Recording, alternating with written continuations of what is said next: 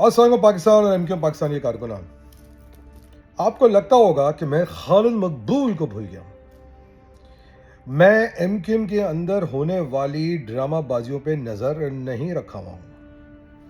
आपको पता है कि शहर और मुल्क के अंदर बड़े बड़े मसाइल चल रहे थे, उस पर भी बात करना ज़रूरी है। मगर ज़ाहिर बात है, हर कुछ दिन के बाद इन लोगों को कोई ना कोई स्पिन मारनी होती है और उसका जवाब देना ज़रूरी बनता है। जवाब देना इसलिए ज़रूरी बनता है कि आप लोगों को ये बात पता हो कि ये किस तरह आपको बेवकूफ़ बना रहे हैं। एक दफ़ा फिर आज एक इजलास जिसकी प्रेस कॉन्फ्रेंस की नवीद पिछले हफ्ते सुनाई गई, उस प्रेस कॉन्फ्रेंस में कि जहां पर बात करी जा रही थी कि अल्ताफ हुसैन क्यों पाकिस्तान का गद्दार है, कौम को एक नई ट्रक की बत्ती के पीछे जिसका नाम रख दिया गया कराची बचाओ तहरीक, उसको शुरू कर दिया गया। अच्छा, कराची बचाओ जो तहरीक है उसके अंदर जो बहुत सारी बातें हुई हैं, आज हम उस पर चर्चा करेंगे। हम इस बात को समझने की कोशिश करेंगे कि खालिद मकबूल की एमक्यूएम, जिसके अंदर फारूक सत्तार या हैदर अब्बास या अमीनुल हक वो लोग मौजूद हैं, वो क्या वाकई में कराची को हकूक दिला सकते हैं। हम इस पे बात करेंगे कि अगर कराची को हकूक दिला देंगे तो यार बेचारे हैदराबाद, मीरपुर खास या सक्कर या शहरी सिंध के लोगों को क्या कसूर है? क्या आप अब सब कराची की जमात बन के रह गए? भाई अगर इसी ट्रेंड से चलता रहा तो कल हो सकता है आप डिस्ट्रिक्ट सेंट्रल के हकूक की बात शुरू कर दें, उसके बाद अजीज़ाबाद के हकूक की बात शुरू कर दें, और उसके बाद शायद कुछ गली मोहल्लों के हकूक की बात शुरू कर दें। खैर, इनका कसूर नहीं है, लीडरशिप का फुकदान है, विजन की कमजोरी है। ये कहते हैं क्लास, ये होता है करेक्टर। जब ऐसे लीडर्स आपके सर पर बैठे तो अब आपको समझ में आता है कि एमक्यूएम छोटे से छोटी क्यों होती जा रही है। इस इजलास जिसका ताम कराची बचाओ तहरीक था, उसका असल में नाम एमक्यूएम बचाओ तहरीक होना चाहिए था। पता है क्यों?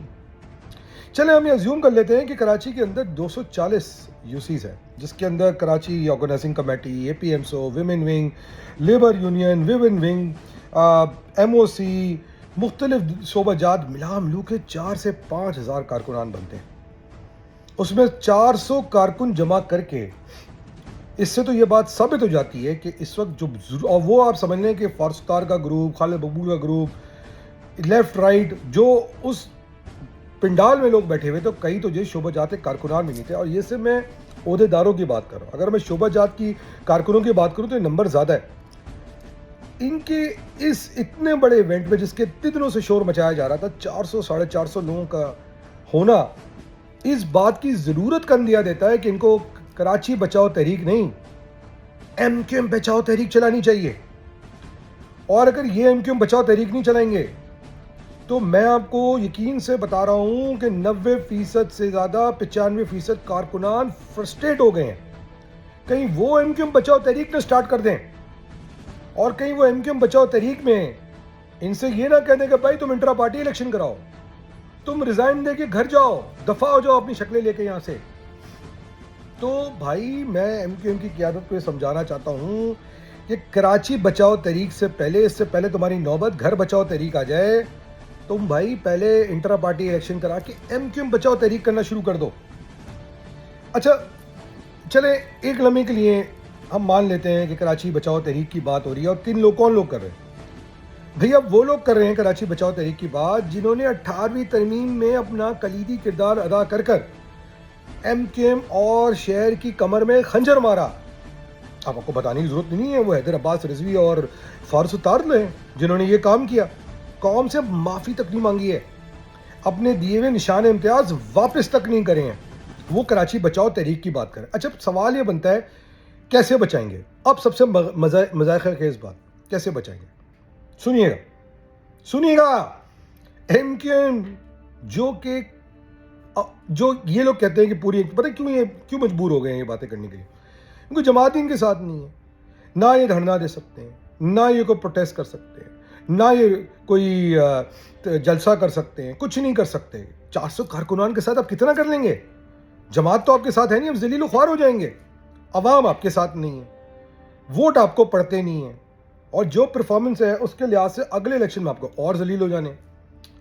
तो मैंने ये सुना कि उभरते हुए नाकाम शायर जिनका दिया جلنے سے پہلے سیاست کا بجھنے کا خطرہ ہے، قوم کو بیوقوف بنا کے مظلوموں کے ساتھی کا چورن دینے والے، ہر دور میں پاکستان سے بھاگ جانے والے، قوم کو ٹرک کی بتی کے پیچھے نکال کر سب مطلب ایم کیو ایم کی قائد الطاف کا انتظار کرنے والے حیدر عباس رضوی نے ایک آئیڈیا دیا ہے کارکنوں کو.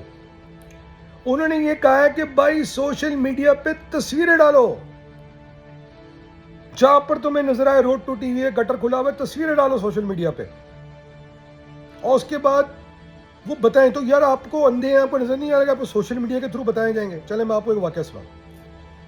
کئی سال پرانی بات ہے حیدر بھائی، آپ اور میں مال آف دی ایمریٹس کی پارکنگ میں کھڑے ہوئے تھے.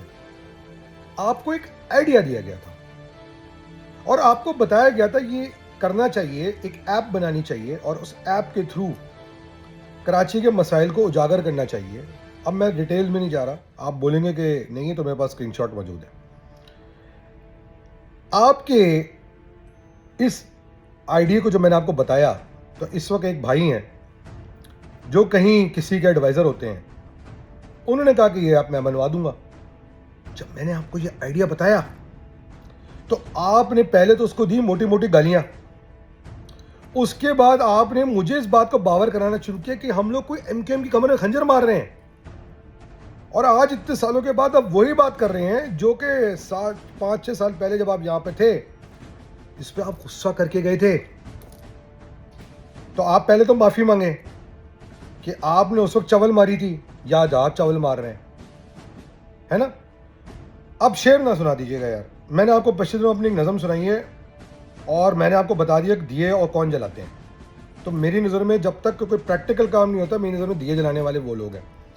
تو بھیا آپ مجھے بتائیں کہ کیا اب یہ حال ہو گیا ہے کہ M Q M social media پہ کیمپین چلائے گی، ایم کیو ایم جو ہے وہ سیمینارز کروائے گی.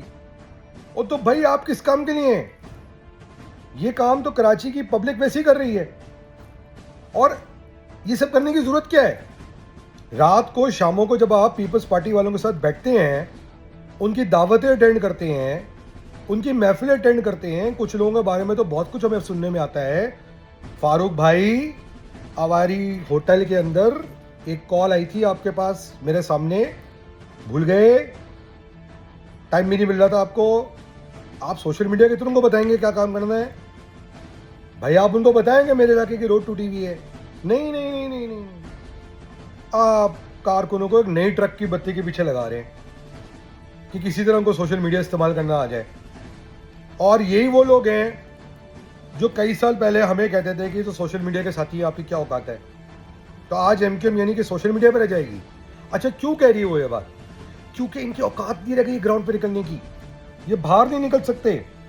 اتنے سارے لوگوں کو بلانے کے بعد بھی 10% کارکن نہیں آئے. خالد مقبول، فاروق ستار، حیدر عباس، امین الحق اور ان کی پوری کٹ پنجہ ٹیم مجھے بتائے کہ وہ کیسے پیپلز پارٹی کو کنفرنٹ کرے گی، کیسے 18ویں ترمیم ہونے کے بعد، اور کیسے ان لوکل باڈیز امینڈمنٹ جس کے اوپر تم لوگوں نے فائدے اٹھائے ہیں، اس قیادت کے انڈر جس نے اس قوم کو تباہ برباد کر دیا، تم اس کے حصے دار تھے، جس کو تم بیٹھ کے آج بولتے ہو کہ تمہیں اس کی یاد آ رہی ہے. تم کیسے اس شہر کو بچاؤ گے؟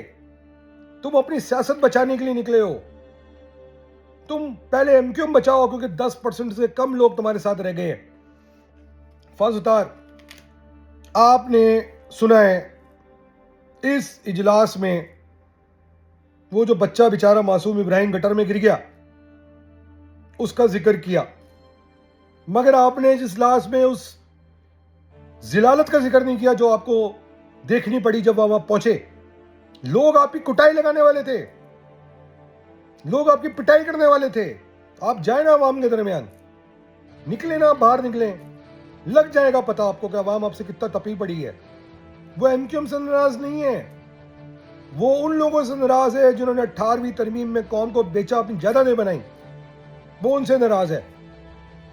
اور وہ تب تک آپ سے ناراض رہے گی جب تک آپ پہلے وبان کے دہل قوم سے معافی نہیں مانگیں گے، وہ نشان امتیاز واپس نہیں کریں گے جو آپ پکڑ کے سینے پہ لگائے اپنے نام کے ساتھ لکھتے ہیں. آج بھی کچھ لوگوں نے اپنے ٹویٹر ہینڈلز پہ وہ نام لکھا ہوا ہوگا تو کہنے کا مقصد یہ ہے کہ اب ایم کیو ایم کے حالات یہ رہ گئے ہیں کہ سوشل میڈیا پہ ایم کیو ایم چلے گی، اجلاسوں میں لوگ آ نہیں رہے ہیں، قوم کو پھر ایک نئی ٹرک کی بتی پیچھے لگا رہے ہیں تاکہ ان کو الطاف حسین کو برا بھلا نہ کہنا پڑے، سچائی نہ بتانی پڑے۔